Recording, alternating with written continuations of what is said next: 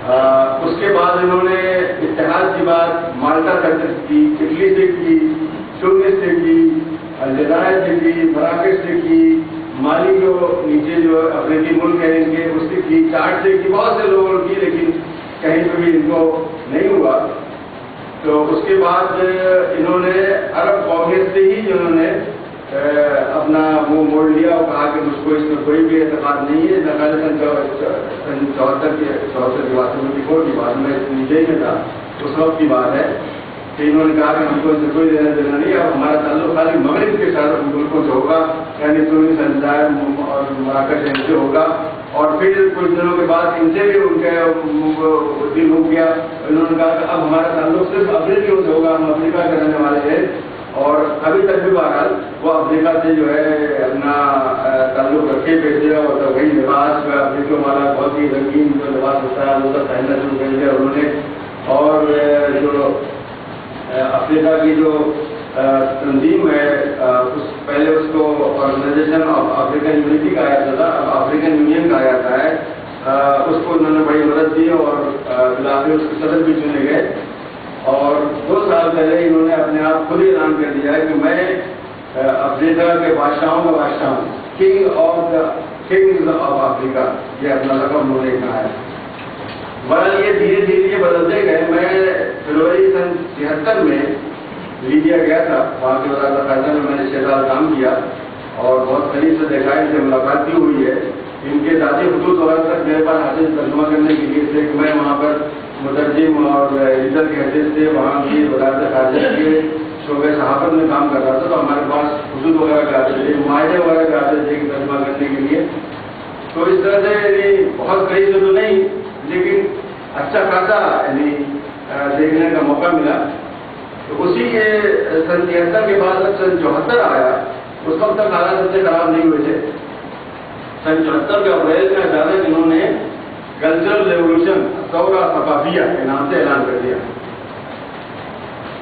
ثورہ ثقافیہ کے ساتھ جو ہے اسی وقت ان کی کتاب چھپی تھی الکتاب الابصار، جو کہ 3 جز میں مکمل ہوئی، چھوٹی چھوٹی سی، بہت موٹے موٹے حروف میں چھاپ دیا گیا اس کو، ورنہ وہ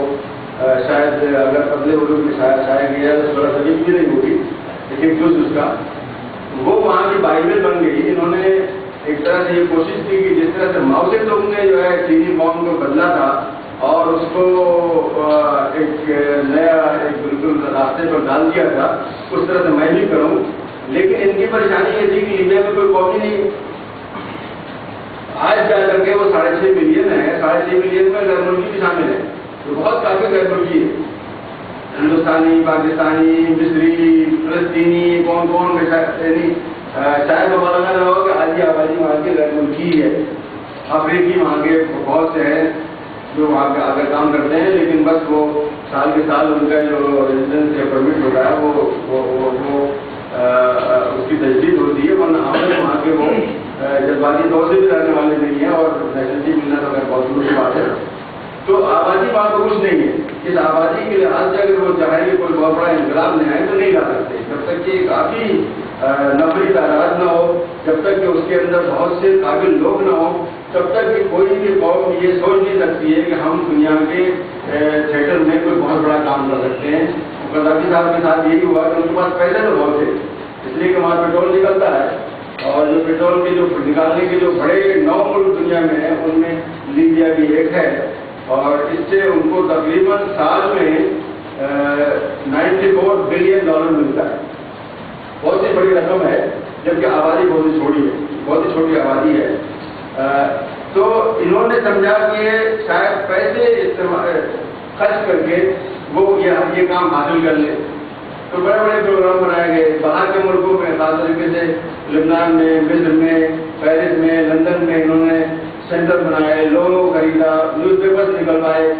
خود لبنان کے اندر 2 نیوز پیپر جس میں سفیر اور رائے عام ہے انہوں نے نکلوایا پیسے دے کر کے، یہ سمجھا کہ اس طرح سے شاید وہ نفوذ حاصل ہو جائے جو کہ ایک بڑے ملک کو حاصل ہوتا ہے، لیکن پیسہ خرچ کرنے سے کچھ نہیں ملتا ہے۔ تو عملاً ان کو وہ سب کچھ نہیں مل سکا جو کہ وہ چاہتے تھے، اور اسی وجہ سے ان کا یہ رویہ مستقل جو رنگ بدلنے کا ہے، وہ کبھی وہ عرب ہیں، کبھی وہ افریقی ہیں، کبھی وہ دنیا بھر کے جو فریڈم فائٹرز ہیں ان کے رہنما ہیں وغیرہ وغیرہ، طرح طرح کے انہوں نے وہ بدلے، لیکن عملاً جو ہے آپ کو کسی چیز میں کامیاب نہیں ہوئے۔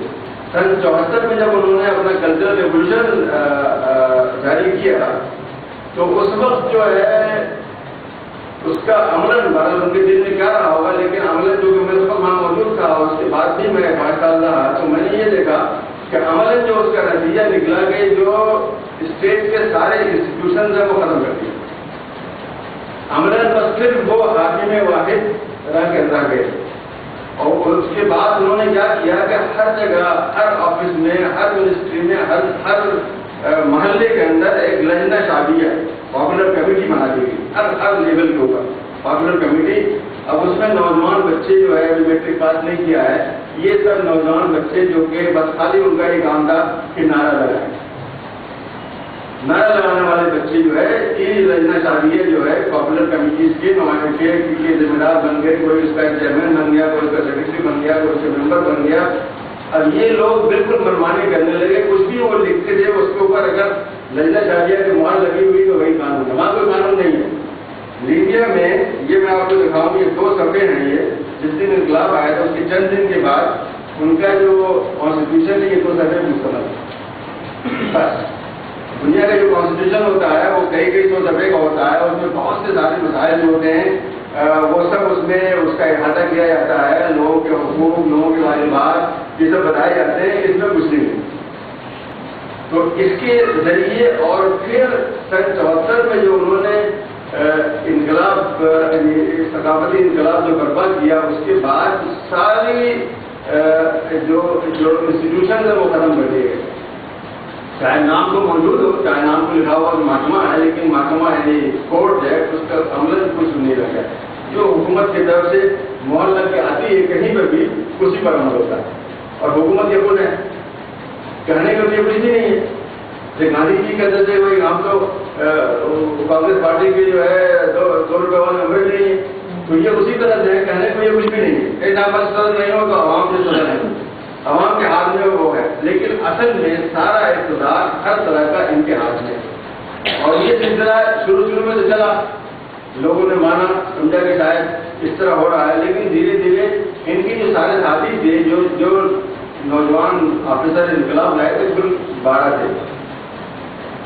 ان کو ملا کر کے دھیرے دھیرے سب نے ان کا ساتھ چھوڑ دیا۔ آج کل 4 رہ گئے تھے، اور 4 میں سے 2 جو ہے ان کے یہ نام بھی بتا دوں ان کے، بہت زمانہ کو لوگ ایسے جو نام یاد نہیں رکھتے۔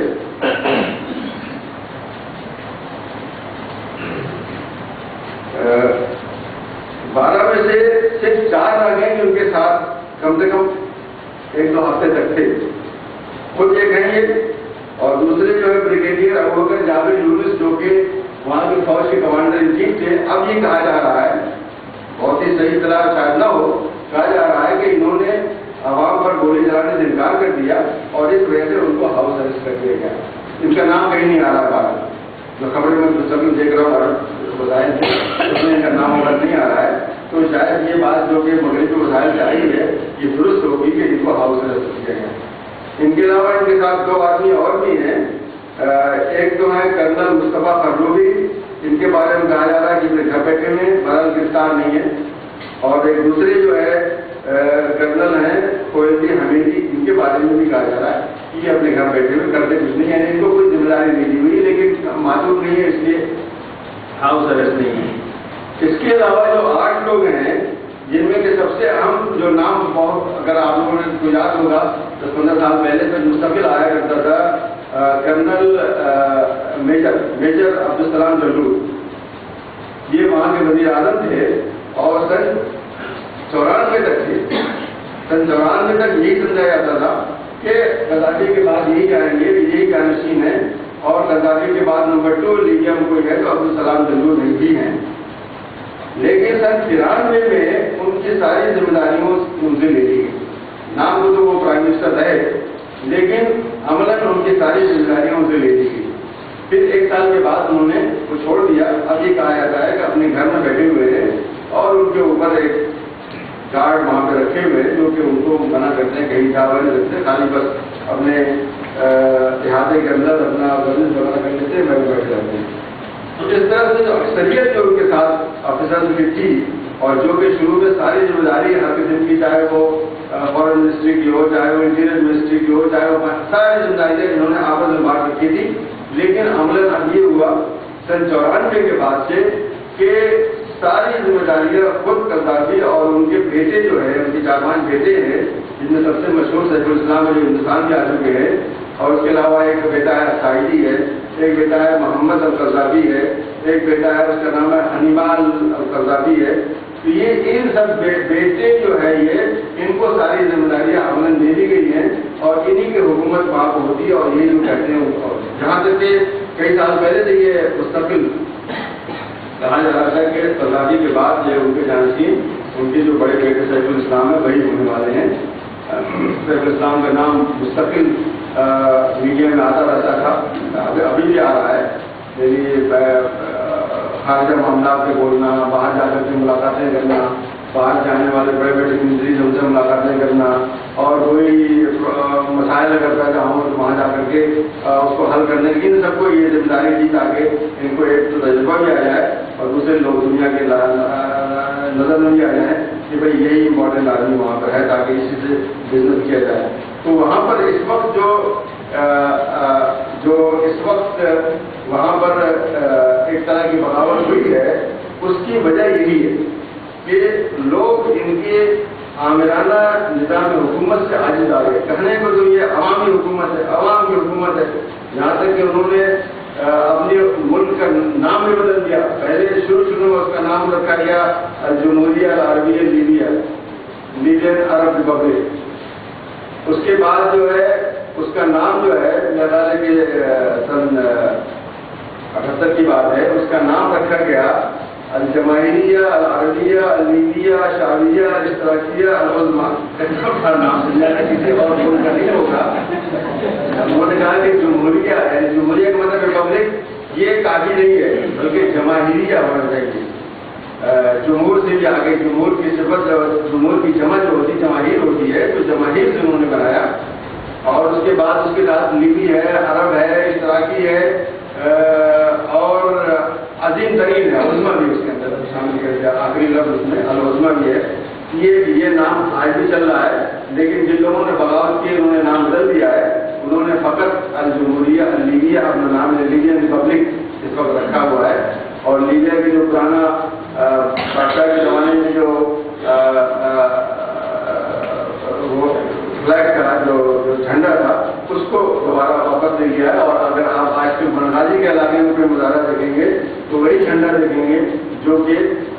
لیبیا میں اس وقت تھا جب انقلاب نہیں آیا ہے. اس وقت صورتحال ہے کہ 2 دن پہلے اقوام متحدہ کی سیکورٹی کاؤنسل میں یہ مسئلہ پیش کیا گیا اور مغربی ممالک کے اور خصوصاً امریکہ کے زور کی وجہ سے وہاں سے قرارداد پاس ہوئی ہے